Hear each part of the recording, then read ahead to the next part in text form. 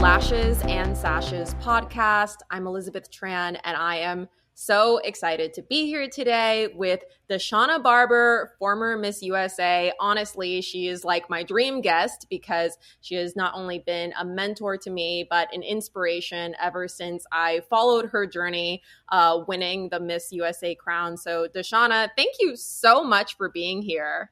Thank you for having me. I'm so excited. Yes. So I mean, again, for me, I've followed your journey through Sour Lost Sweet Lessons, through the Thrive Mentorship Program. So I want to, I guess, give a little bit more context in the backstory of how you got started in pageants. I know that's part of your famous speech, but if you can kind of give a truncated version for the audience. Sure. So I was born and raised in, well, I can't even say I'm born and raised anywhere. I was born in Georgia. I moved around a lot because both my parents were military. So I did not have any exposure to pageantry. I didn't have any exposure to this like prim and proper space. So I always knew that I was going to join the military, go active duty, and that was going to be my focus, to follow in the footsteps of my parents and of both my siblings that are service members. And I decided to go the officer route. So I went to Virginia State University. I joined their ROTC program, and I was put on a 4-year military scholarship. And during the summer between my freshman and sophomore year, I was approached by a pageant recruiter about competing in a pageant. And I laughed at her hysterically. I was not interested in the idea, but something in my brain clicked that, you know what, this sounds a little bit fascinating. So let's just see if this is something I could possibly get into. So a few months after my conversation with her as a pageant recruiter, I entered into my very first pageant, which was Miss Virginia USA. And it was in 2009. And I competed against the great and mighty Samantha Casey, who ended up winning Miss Virginia USA. And I believe she was second runner up against Rima Fakih. So it was a blast of an experience. I definitely was in over my head. I walked in with a very cheap gown, terrible makeup, terrible hair, terrible everything. But I loved being able to get in touch with my feminine side. It was a side I had never truly had a chance to investigate or experience. So I loved putting the heels on, the makeup. I just was able to connect with a different part of Deshauna that I didn't know existed. And that's kind of what became a fascination to me. And every year after that, I competed. I eventually transitioned over to competing in DC instead of in Virginia. And on my second try at DC, but my 7th try total at a state competition, I ended up winning, and then went on to win Miss USA in June of 2016. That's incredible. And I mean, did you even watch pageants before the pageant recruiter approaced you? Never. The only thing that I had watched was Miss Congeniality with Oh, Sandra Bullock. well, I guess that's like a it. good transition. It does show pageants in a positive light. So I'm glad that that was your first impression of pageantry as a whole. But yeah, that is so interesting that you grew up in military, and I believe you must have been, what, 18, 19 years old? Yeah, so I was 19 when I competed for my first pageant. Yeah. Wow. Yeah, and then I was going to say too, because I saw you did the Miss International pageant Yes. the year before I competed in Miss Teen International, because I think maybe the year afterwards or something, the former teen queen showed a picture of you, and I was like, oh my gosh, she was in the same system I did. So was there other systems besides that one and Miss USA that you were involved in? Yes. So I did do Miss Virginia International, and I competed against, I think, 3 girls. It might have been 3 girls. And I won on the second try. Was it the second try? Yes, I think I won on the second try. And I ended up competing for Miss International. And That was in Chicago, Illinois in 2010 or 2011. I forgot when. And my roommate, who was Miss Maryland, actually ended up winning Miss International. So I did do international. It was a smaller production and smaller experience. I think it was a good like prerequisite to kind of like exposing me more to what it feels like to be a title holder.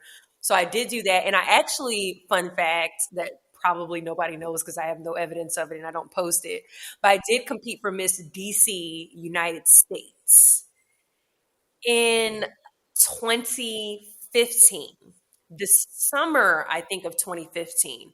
And I mean, I got second runner up. I completely bombed on stage question. I bombed. It's so bad.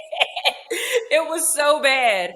And I believe Shannon Lynch won that year, if I'm not mistaken. I feel like that was, and this is how I know I'm getting old because it was 10 years ago and I'm like trying to recollect. But I'm almost positive Shannon Lynch was the one that won that year. But I was happy that I didn't end up winning because I went on to compete for DC USA and won DC USA. Amazing.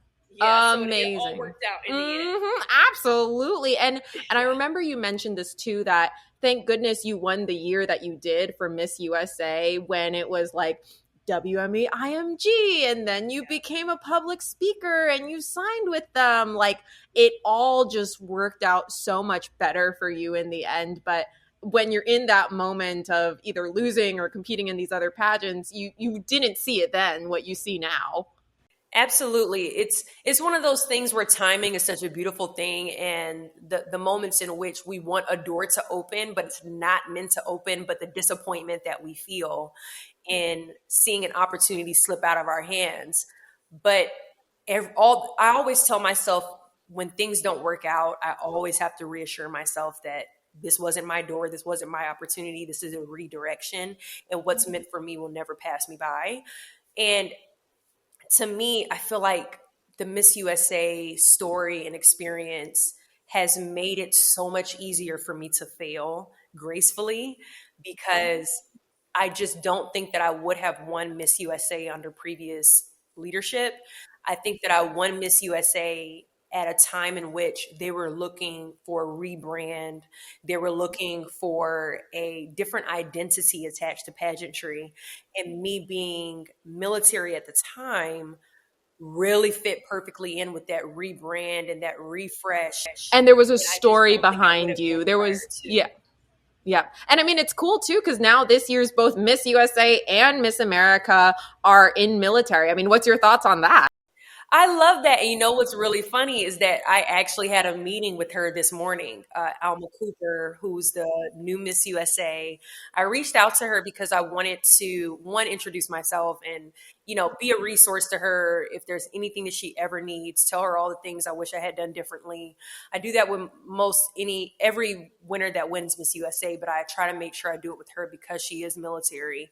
But I love this. There was a time in which there was a time in which you couldn't fathom a soldier competing for pageants, let alone winning it. So I just love seeing uniformed women, whether it's a police officer, a fighter, a firefighter, a soldier, whatever it is, taking the opportunity to chase their dreams no matter what it looks like, but especially when it's such a stark difference to what it means to be a uniformed woman and to be in such a dominated masculine space, to now being able to step over into what I would consider to be one of the most feminine spaces and industries that you can compete in, which is pageantry. So it's the opposite side of the spectrum. So to be able to see this, like, don't know if it's a paradigm, where you're looking at a soldier, someone that's shooting a gun or flying a plane or protecting and defending, and then now you're in a dress and full makeup and big hair and high heels. It just really goes to show that as human beings, we're very multifaceted, we're fluid.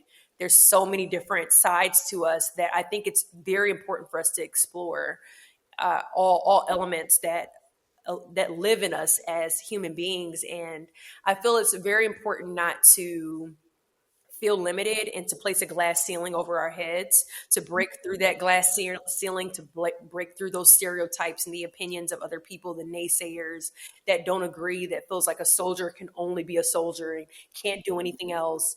I think it's really important for us to allow ourselves to be diverse in the spaces in which we occupy. And I love being able to see this because I think that as women, we're always very much placed in a box, whether it's through motherhood, whether it's through marriage, whether it's through career fields, and we're always pushed into limiting ourselves. And I think it's really beautiful when we take our power back and we force ourselves to, no matter what other people say, I'm going to chase this dream, no matter how opposite it feels, and no matter how much against the grain it is. So the fact that Miss America and Miss USA are both service members is a experience that I never thought that I would be able to witness, but I think that it's beautiful. And I think that we all have to pave the way for these types of experiences, because in 2016, completely unheard of, for a service member to be the winner of a pageant. But I remember where there was a sergeant that competed for Miss America. She had the tattoo on her side. Yes, yes, yes. She was actually Miss Kansas. Her name is Teresa Vale. And so she was Sergeant Vale at the time. And this was in 2013. So it goes to show this like domino effect, right?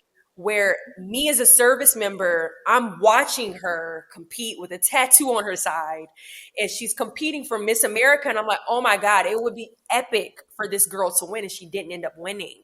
But I think that she is kind of like the beginnings of easing service women into competing in a pageant space. I don't know if Deshauna Barber winning Miss USA would have happened without a Sergeant Vale happening. And I don't know if Alma Cooper winning Miss USA would have happened without a Deshauna Barber. And we can, keep going where we're looking at the Carol Gist and the people who were the first Black Miss USA. There are so many people, and then there wouldn't be a Carol Gist without a Vanessa Williams winning Miss America in the 80s. And I think that as women, we have that responsibility. Although we're somewhat of a martyr, where it's as though Vanessa Williams took 20 bullets so that Carol Gist could take 10, Mm-hmm. so that I could take 2. Right? I mean, I even feel the way it's like you may have taken 20 bullets for someone like Zosie to win Miss Universe. I still get chills because I think, oh my gosh, if I was a young girl that looked like her and saw her on TV, like it gets me kind of emotional because it brings me back to the time when I saw Rio Mori win Miss Universe. And it was the first time I was like, someone actually thinks someone that looks like me is considered beautiful. Exactly. Oh. Exactly. We think of all those, that ripple effect, where I really, during my final walk as Miss USA, this fear of wearing natural hair, that afro, right? This notion that I can't be Miss USA or compete at Miss Universe, all these places with 4C natural afro kinky hair. And I told myself, I want to see afro kinky hair on the Miss USA stage. We're not going to be able to do it from the bottom up. So maybe we have to work from the top down.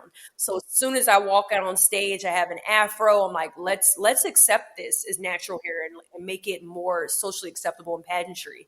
And next thing you know, the next year, Miss Jamaica, a big afro. That following year, all these women are wearing afro kinky hair and winning their state titles and going on to compete at Miss USA, all for there to be a Zosie from South Africa with afro kinky hair this long that goes on to win Miss Universe. All of these things play and affect the future. And we have to have a responsibility to be brave and to look to these spaces and want to see change. I'm excited for the days in which we can have our first plus size Miss USA. I'm waiting on the day. I'm waiting on the day. But I've been able to see women that are more full and thicker bodied that are competing at this competition. And then one day I'm going to be able to see a full size. One day I'm going to be able to see a mother. One day I'm going to be able to see a married woman. it's all these moments in which I'm ready to see the diversity really peek through, because as Miss USA, you are representing a diverse nation of women that all look different: shapes, sizes, colors, religions, sexual orientations. All of those things should be represented because you're representing a country that has all of those types of human beings. So what are we doing to make sure that we don't see the same person win every single year? Because there was a time in pageantry where I just like, this girl looked like the last girl who looked like the last girl who looked like the last girl. I think it was pageantry, it was Hollywood, it was magazines. It didn't matter what or where you saw in the media, anything that was defined as, I guess, societally pretty. But it's Yeah. thank goodness that slowly we are expanding that standard. We are showcasing other forms of beauty. I mean, and we still have a long ways to go, but I'm so grateful now because I can comfortably compete in pageants. And for me, it is encouraging that young Asian girl to know that she is pretty and she can represent the USA. So I guess when you were talking about, being a military woman and then going into pageantry and you saw your feminine side, was that your original goal in competing in pageants? In truth, I don't even know if I had an original goal. I just think I was curious, and they always say curiosity kills the cat, where I just lunged at it. And I think in experiencing it, I discovered the open door in me that it opened in terms of femininity. But I don't think I really had an end goal. I don't even think when I first competed I said I'm doing this because I want to be the next Miss USA or the next Miss Universe. I think I just did it out of curiosity. The amazing pageant recruiter that found me in Target that day, her name was Leslie Morton, and she passed away only a few months before I won DC. But she just kept saying, I see something in you. And I was kind of curious, like, what do you see exactly? Maybe you see something that I don't see. So it kind of just opened the door for me to experience something different. I was craving I was craving an opportunity to just step outside of my comfort zone and to do something different, and to do something that kind of just shakes the world a little bit, at least shakes my spirit, the world of my spirit. So I don't think I had an end goal. I don't think I was looking for anything other than just to try something different and to do something that's deeply uncomfortable. I don't think people really give pageant girls enough credit for what it feels like to walk out on stage in a swimsuit, walk out on stage and have to answer a question in 30 seconds, to walk out on stage in an evening gown. For some people, it seems like a very superficial experience, but it's so much bigger than that. It's really putting yourselves out there. It's being brave, and it's allowing yourself to be in a position of judgment. And I think that takes a lot to do. So I just wanted to try something different. And I think that's exactly what I did. Wow. I mean, even when you were your last year at DC USA, was your goal then? Did your goal change to be like, okay, I'm in it to win it, like I'm ready to compete for Miss USA? Like when did that shift? Yeah, I think probably like the second or third year after I competed the first time, I finally watched a Miss USA pageant, and I finally watched a Miss America pageant, and I finally watched a Miss Universe pageant. And like I turned into a fan, and I'm the person that's judging this girl's gown and this girl's hair. And I'm saying, I think this girl's going to win. And now I just find it to be somewhat of a sport where, I'm betting on a sport, and I'm in it. So I think after probably the first or second time, I looked to it to say, you know what, I think I want to be the next Miss USA. I think I want to be the first soldier to win Miss USA. I think I want to represent uniformed women. And I also wanted to see dark skinned women win Miss USA. Black women have been winning Miss USA for 30 years, since Carol Gist won in 1990. But dark skinned women have not been represented in pageantry, at least not prior to 2016. I think Kenya Moore winning in 93 was the first and only person that I would consider to be very dark that won the pageant. So I also looked at it as a challenge to not only represent uniformed women, I wanted to represent dark skinned Black women. And I wanted to see natural hair. I wanted to see darker skin. I wanted to see myself on that stage. So it also became somewhat of a challenge to put myself in a position in which I wanted to just be a part of that representation. Mm-hmm. And you totally were. I think you, again, paved the way, did so much for the pageant community. So I really appreciate that in terms of the representation that I saw, because that's really what I focused on. Um, and then I wrote down you had lost 6 times before winning your state Miss USA title, but how did you handle that loss each time? I think I was okay with it. I think probably maybe my fifth or sixth year, I was kind of getting a little bit to the end of my rope, or I was getting frustrated because I was just confused. I was confused as to what am I doing wrong, and I realized I was doing a lot wrong looking back.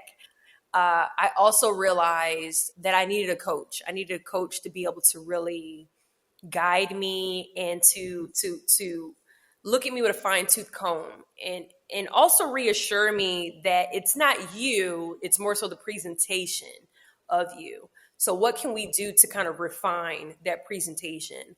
So I think leading up to it, probably the fifth or sixth time, I was a little bit frustrated.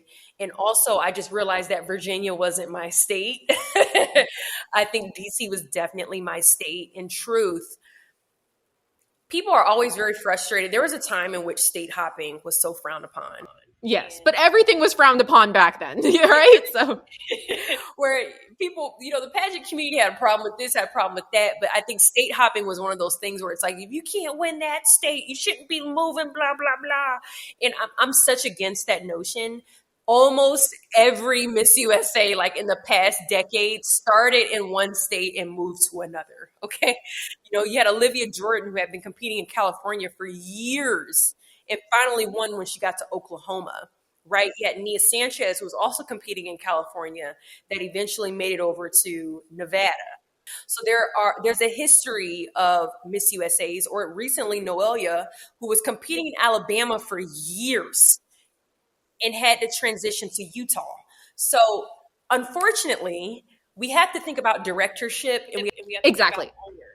It's true, because at the end of the day, the director versus queen, it's kind of like dating. If you're not in line, if you both don't share the same goals, the same values, the same whatever it is you want to do, then you're also not going to have, like, you have to think about long term. What would you do if you win? How is your year going to be? Agreed. And it's like when you're, I like that you mentioned dating where people, even with me and my husband's totally not my type. Okay. My husband was totally not my type. And here's why.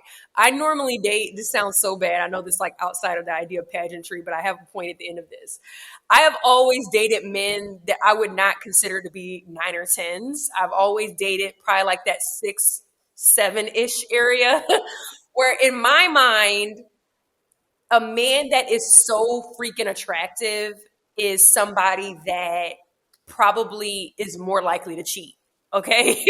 Like the more attractive you are, the more likely you are to cheat. That was what the world has told me. And that was what was embedded in my head. So I've always avoided, the very fine guy, the pretty man, right? I've always avoided that type of guy. And or they call it the pretty boy. I've always avoided the pretty boy. The guy that's got the really nice skincare routine, the nice hair routine, the guy that's really nicely dressed, buttoned up, clean cut. He's probably going to cheat on me. I'm not going to date him. All to find out that my husband is exactly that guy. And that the person that I'm meant to be with is actually not my type. And sometimes you have on those like, you have those eyeglasses on that taints your vision and gives you assumptions. But come to find out, the person that you're meant to be with is exactly not your type. I see that the same thing when it comes to pageantry. Y'all have a type. So that's why I feel like state hopping works, is because other states are open to you winning on your own merit. Pick the best girl, period. Pick the best girl. That's all I want to win. And that girl actually has an increased chance of winning Miss USA. And if you're going to go out of your way to get through all the requirements to stay in this state for 3 months, to literally move, do all that work. So I give all my respects to people who go out of their way and do that, because they want it bad and they will do what it takes to get there. Oh, absolutely. And the good thing for me is that it was so easy. I lived in Alexandria, Virginia at the time in which I was competing. Yeah, so it's like 10 minutes from DC. And I had been working in DC for 5 or 6 years by then. So it's nothing for me to pack up this apartment and move to Washington, DC, just so that I compete in DC because I felt like I did not fit the mold of what that state was looking for at the time. So I said, yeah, I think I have a better chance in DC. I absolutely am a state hopper. I believe in state hopping. There's no point in investing money into a state competition that does not fit, you don't fit their molds, and your chances of winning are in the zeros. So I was okay with packing up my stuff and leaving. And all for me to go on to win DC, to go on to win Miss USA. So it just goes to show that sometimes that state, that director, that judges panel did not see it. But other people might see it, sis. So it's okay. Pack up your stuff and go ahead and move. So I say I'll give a state 2 to 3 years of my life. That's all I got. That's all I got. And I was also competing at a time prior to the age limit being lifted.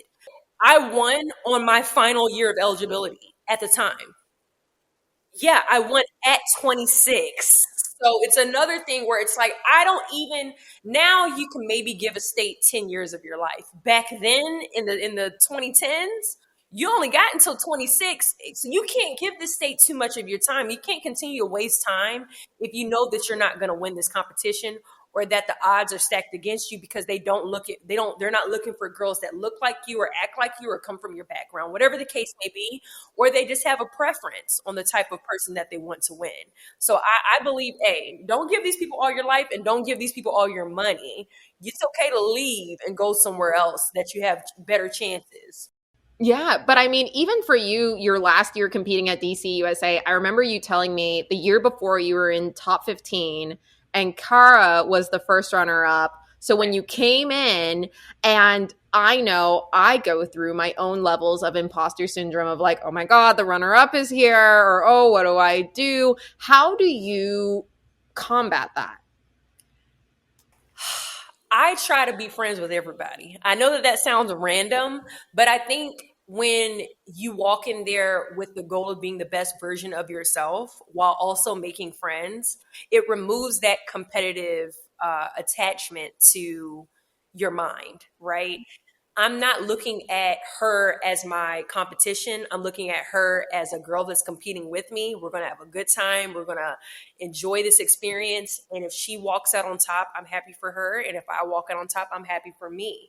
So I always walk in and I make friends with everybody. Like I want to get to know everyone. I had 7 bridesmaids. Half of them I met through pageants. I'm the girl's girl when it comes to pageantry. I'm the girl's girl where if you need an extra pair of earrings, extra pair of shoes, you need advice, you need help with your hair, your makeup, I'm that girl backstage. I'm not competing against none of these women. These women, we're in a competition together, but I'm competing against myself, being able to do better on this interview than I did last year, being able to walk better than I did last year, being able to wear a better gown than I did last year. So that's kind of my focus, to be able to combat that natural imposter syndrome that you feel as a contestant. And it was very difficult walking in there knowing that the first runner up, Kyra McCullough, is also here as well.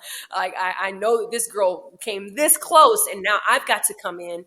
I was top 15 when she was first runner up and now I'm terrified of the girl, right? But it's not a healthy thinking. So I walked in and I made friends with her, made friends with everyone. I'm still friends with her to this day. And when me and her held hands, I just said to myself, may the best person win. And it ended up being me. And little did we know that Miss USA 2016 and Miss USA 2017 are holding hands in this moment. It just goes to show how heavy the competition is in DC alone. Even if it's only 15 or 16 people competing, these are the best 15, 16 people within a 7 square mile radius. But yeah, I just focus on having a good time. Mm-hmm, mm-hmm. And then even also, because I went to like a PR pageant coaches seminar when you shared your experience competing at DC USA, you even had your items stolen in your car the day before the competition. And I'm like, how I can barely handle my imposter syndrome. But you have that on top of a robbery. I would have been like, I'm done. I'm out. Sign me off. Like, Oh, I was so close. And if it weren't for Jules, Jules talked me out of like, because I was done. I was literally on my way to interviews. So, like, this was Friday morning. So, you have interviews that evening, and then the next morning, you have prelims. And then that afternoon, you have finals. So, it was the day of interview, and they took everything except for a garment bag that had my swimsuit, my evening gown, and my interview outfit in it. But makeup, hair, iPad, laptop, all of it was gone. And mind you, I was at the nail salon, broad daylight. The nail salon, broad daylight. My car is not in the back of the parking lot. It's in like the second row from the front door of the nail salon. And I'm getting my nails done, and I walk out and my window's busted out and everything is gone but a garment bag that had my winning evening gown in it. And this is, I don't want to get too deep into faith, but I really believe that there have been walls, hurdles, and mountains placed in front of me because the universe knew something great was coming. Like, I think that, the devil and evil spirits and entities work in very interesting ways where they know something good is on its way for you, and they're trying to throw everything possible to block you.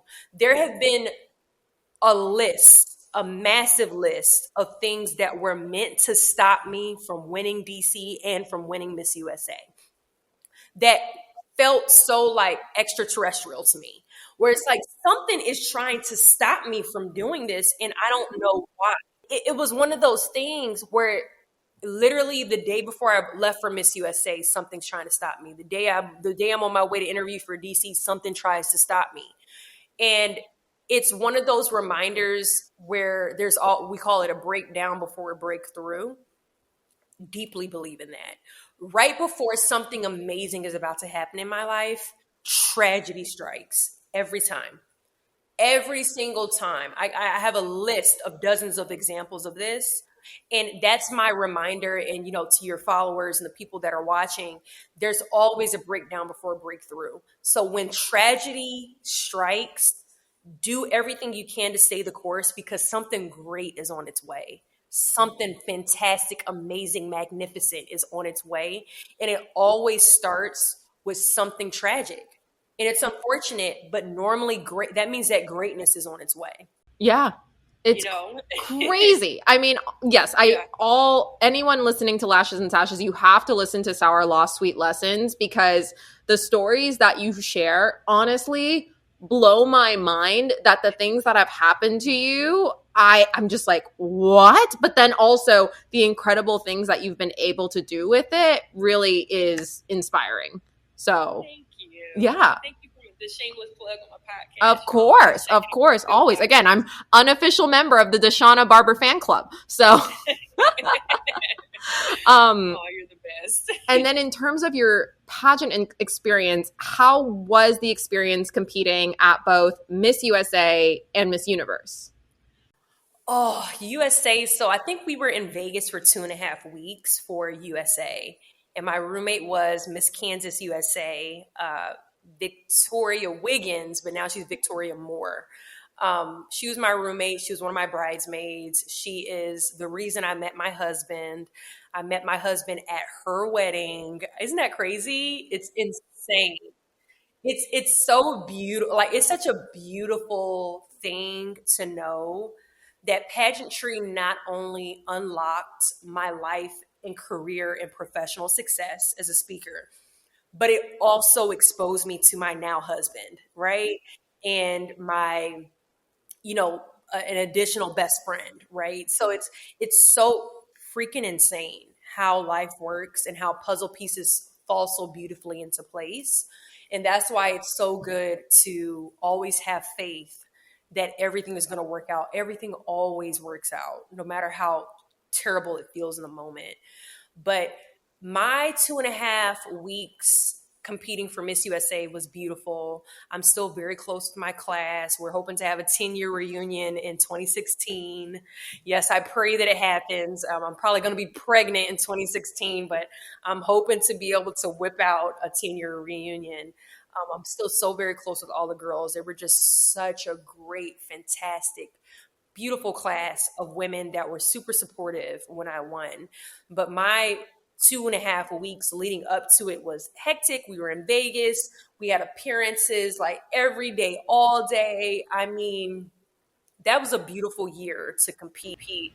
The stage was magnificent. We had the Yes. Backstreet The Boys. T-Mobile Arena. I was there. I watched you get crowned. I didn't know you were there. Yes. I mean, I didn't know you then. Okay. Yeah. Because my best friend in an international pageant ended up becoming Miss Universe Sweden. But before that, we were like, let's just go on a Vegas trip. It'll be fun.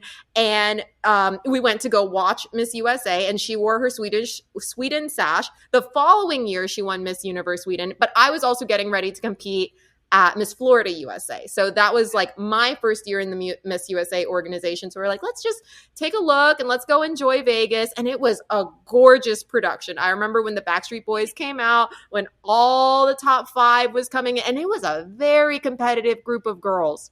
Yes, that was one heck of a year. I mean, just man, I wish production was like that now. But I mean, we got to meet the Backstreet Boys. We did a bunch of like social media content. Yeah, the cheat commercial with the Backstreet Boys. Like this was back when like pageantry was just an experience, in a 2.5 weeks leading up where even if you leave Miss USA, you felt like you had a 2.5 week experience. Like that was an experience. And it was the first year we didn't have Fidel, which I was very upset by for our headshots. It was our first year without Fidel. So I was irritated about that. But just an absolute beautiful experience. Very busy. We were very exhausted by the final day. I flew in a private jet with Pia Wurtzbeck, Miss Universe, back to New York City. So it was like an experience, and I'll never forget it. I was exhausted my year. My year was jam packed with appearances and events.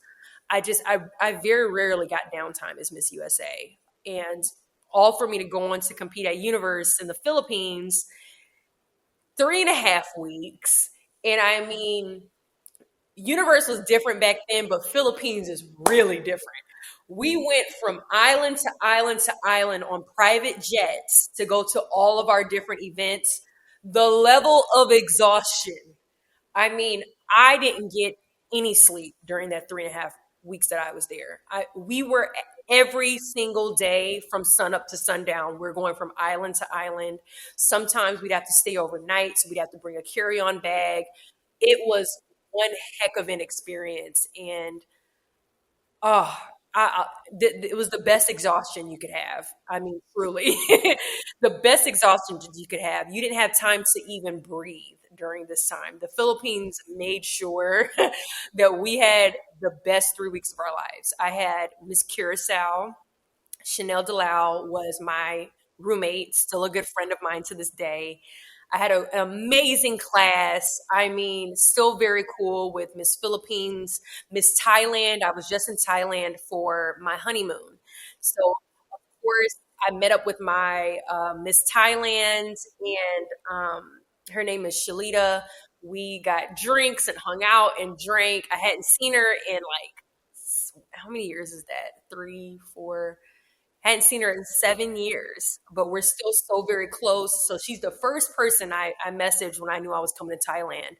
So it's just relationships that you build that at bare minimum, if you don't walk away with the crown, you should walk away with at least 10 friends that are all just incredible women. And I think pageantry is just a reminder to me how beautiful it is to have a sisterhood to be. So I love relationships with great, awesome, incredible women It's so cool from all around the world too, that all around the cultural world. experience. And then I think like a pageant in the Philippines already is going to be huge, but then you have Miss Universe at the Yeah, Philippines. They will not play. They will make you work and go out, and you're going to have fans chasing you guys. I just it's so true. And Pia was Miss Universe at the time. So they were, of course, jumping at the opportunity to bid to have her come back and do her final walk, having been the first Miss Philippines to win Universe in a couple decades. So it was just a beautiful experience. I was very blessed to have Pia and Iris as my roommates. There was never any drama. Everyone talks about how, Miss USA, Miss Universe don't get along when they live together. They're fighting and butting heads. I did not have that experience. They were my best friends during our time living together, and just great, incredible, beautiful women that, I mean, we used to have a ball in the apartment in New York. I hate that Miss Universe and Miss USA are no longer roommates. I know. I think about it too. I'm like, that New York apartment, like that's the dream that I saw growing up watching Miss USA. And so I'm like, oh man, gosh. And for you guys, and I'm glad you got to have that experience and really feel like a celebrity both in those competitions and then throughout your whole reign as Miss USA. I mean, I didn't know about these private jets. I was like, excuse me, what? Oh yeah, and that was the only time. After that, I'm flying coach everywhere. But I'm flying coach and in the middle seat during the rest of my time as Miss USA. But at bare minimum, from the competition to go back to New York, that was a private jet, and most of Miss Universe travel was in a private jet. So it was good. But yeah, the rest of my reign, I was in coach. And Okay, that's fine. And that's still cool. That is still great. Still traveling, nevertheless. As I mentioned before, Sour Lost Sweet Lessons, highly recommend, especially more of a deep dive on your Miss USA journey. But I would like to ask for here, what was probably the biggest takeaway that you got from your year as Miss USA? probably just I always go by my same quote that I tend to use on every speech, which is, "Do not fear failure, but please be terrified of regret, as giving up is the birth of regret." It is truly, truly, I'm an example and a testament to what it looks like to persevere and to wait on the proper timing, right? I think that we all have a responsibility as human beings to just chase our dreams, because we only get to live this life once. I have been doing that ever since, as a speaker, as an author, as a former nonprofit CEO of a great women veterans nonprofit. I am just a dream chaser, and I highly recommend that people look for ways in which they can not only overcome imposter syndrome, but overcome the fear of failing, the fear of things not working out, the fear of things not going your way. Once you really remove that vest of fear, it's almost like the world opens up, and the world in the life experience becomes easier, because you're accepting of loss, you're accepting of failing, and you have a deep rooted understanding, as I always say, is that failure is a prerequisite to success. And now I've learned, as what they say is to fail gracefully, and I've done that with almost everything. Like I've gone through, over the past year, I've been on a new journey of trying new things and doing new things, and I've been failing miserably, but I've also been failing with grace. Sometimes people look at Miss USA, they look at me as a speaker and as a content creator, and they assume that life is just all happiness and giggles and soft bunnies and rainbows. But in truth, life is very hard, and it always has been and it always will be. And there are things that I have wanted that does not work out, but I say to myself, I'm going to fail gracefully in this, because it just means it's not for me, and to me it means it's not meant for me. So I think my biggest takeaway is to chase life, and to love life, and to try new things, and to constantly allow yourself to fail, but to enjoy the roller coaster of life. And Miss USA has taught me how to do that. Being a pageant girl has taught me how to do that, but it has given me a new outlook on life that has been very beautiful and very lovely. And I'm kind of just at a point in my life where things are slowing down, and I'm liking the slowness, but I'm encouraging other people at whatever point you are in your life to just chase it and to go for it. And I'm hoping that my story is a testament to the power of doing that. 100%. This is why your face is in my vision board collage in the back screen of my phone, because you are that example of for me to chase my dreams and not be so wary. And I still am fearful. Right now I just go into things scared. So I'm like, like here we go. I'm trying. But I'm trying to like do it gracefully now. That's my next step. That's my next process. So that's incredible. And I guess transitioning then from your year as Miss USA, you to me are the prime example of what Lashes and Sashes is all about making pageants a launch pad to whatever your biggest goals and dreams are. So, I mean, kudos to you to getting signed. It was with IMG then that, and now Harold Walker as a full-time speaker. Like, did you have a strategy or plan for what you wanted to do once your reign came to an end? Kind of. So I told myself I wanted to be an actress, which is laughable because, oh my gosh, I hate attention. I know that no one believes me when I say that, but I actually hate attention. I hate being in the spotlight. I have severe social anxiety that nobody notices is there because I've learned, ways to kind of cope with social anxiety, which is something that I think being Miss USA did to me. But yeah, I spoke at the Steve and Marjorie Harvey uh, girls camp in Atlanta, and this was in, I believe, September of 2016. And they just said, "Hey, go up there." And what it does is it brings 100 young Black girls from the Atlanta metropolitan area together, and it's all about mentorship, guiding them, inspiring them to go to college and pursue their career, et cetera, et cetera. So they bring in different celebrities just to come in and talk. So this was September of 2016, and my mom had just passed away about 2 weeks prior to me having to speak at this event. And I was in a very interesting space where I felt that, I don't want to say I failed as a daughter, but I definitely could have been a better daughter. I knew that for sure. So I'm speaking to all these young girls, but I'm also grieving. And I'm also dealing with the death of, one of the most important people that you can have in your life is your parents. So when I walked up there, my heart was so open and vulnerable, and I just wanted to just tell them, please listen to your parents. Please listen to your parents. Please love your parents. Please chase your dreams. So when I went up there, I was at almost like this spiritual high where I was trying to deal with the regrets of where I was in life as a daughter. And I wanted to tell all these daughters to listen to your parents, to chase your dreams, to know that the sky is the limit. And I was not emotional when I was speaking, but my words were emotional and powerful. And by the time I walked off the stage, someone walked up to me and said, "You need to become a motivational speaker." And it's again an example of a moment in which tragedy strikes, but it opens up a door in my life to something that I did not know I was meant to do, that I did not know was going to be a part of my life's plan. But as soon as they said that you should be a motivational speaker, I immediately started researching motivational speaking.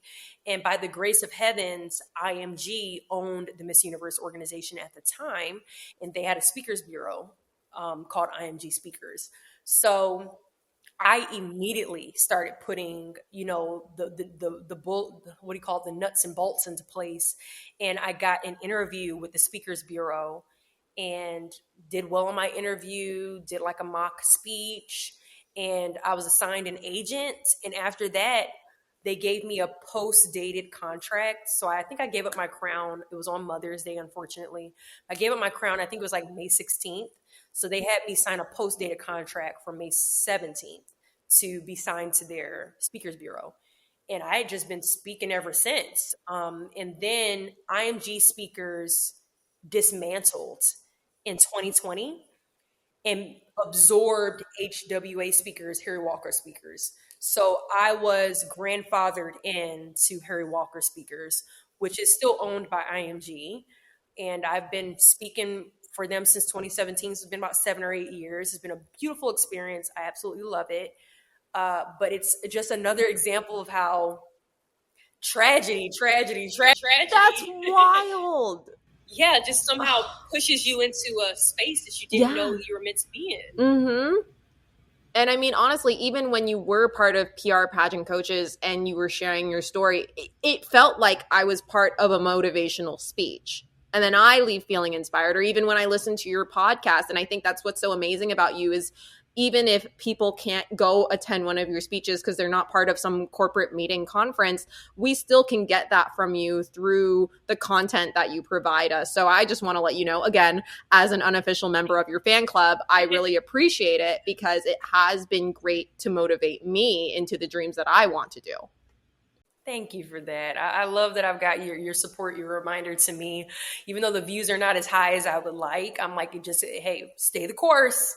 You got to keep pushing, allow it to grow and organically become a bigger and larger community. So I'm so grateful to you and everyone else that supports the podcast. And I know the more people that are going to listen to it, or like they listen to the first one, then they're not going to stop. Then they're going to listen to all the other ones from the past, and they're going to see, wow, like now I'm motivated. Now I want to do more with my life. Now I want to sign up for Thrive mentorship next season, whatever the case it may be. Because I do see it now funnel. It kind of made me become a fan club member, While I think it was great that you are a former Miss USA. I do personally feel like it was your tenacity and the skills that you've developed in presenting and speaking from the wins and from the losses that has made you the successful speaker and person you are today.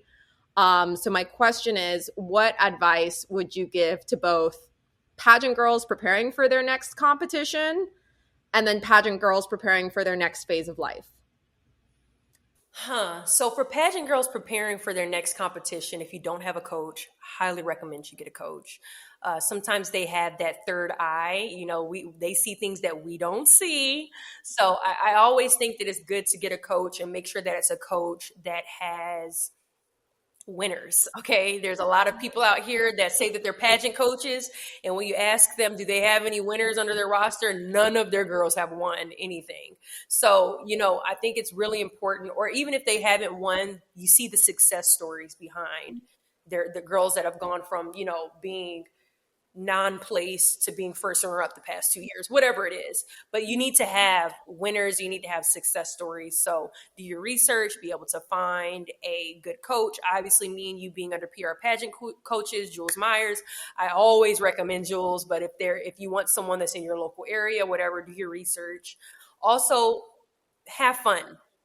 And this, I used to say this all the time at our PRUs and at our workshops, is that sometimes as a pageant girl, you're so focused on winning that you don't have fun. And the judges can feel that. Okay. The judges can feel when you're walking in this interview room with nothing but intensity and nothing but focus on the crown. So the conversation in the interview feels different than with a girl that's just here to have a good time. If you pick me, you pick me. If you don't, you don't. But I'm having a good time. I enjoy this. My goal is not just to be someone that wins the crown. My goal is to have a good time doing something that I love doing, which is raising awareness about my brand, raising awareness about my platforms and my philanthropic goals. It's walking on stage and having a good time. So I always say to pageant girls, please have a good time. There's nothing fun about interviewing a girl that's so intensely involved in this interview that when you walk out, it's just like, that was actually a little bit draining because it wasn't fun. So I've always used this for every interview strategy that I've used for DC, USA, and Universe, which is I like to treat this as though I'm having coffee with a good friend of mine. But she's not only a good friend, she's a colleague. She's someone that I work with. So how can I make this interview less of an interview and more of a conversation that's fun? Because at the end of the day, the judges don't even necessarily pick the prettiest girl, the girl with the best gown, the girl with the best hair. They pick the girl they like the most. Who do I like the most? Like, yeah, her gown is better than her gown, but I like this girl. So I'm going to probably give a little extra point to her because I just like her. Like after this is over, I want to go out for coffee with this girl. She's somebody that when you walk in the room, you feel her presence. She's enjoyable. She's fun to be around. So have fun at every single category, every single element, every single piece of the pageant. Have a good time. The judges will pick the girl that they like the most, the girl that they think is going to be great representation of the crown.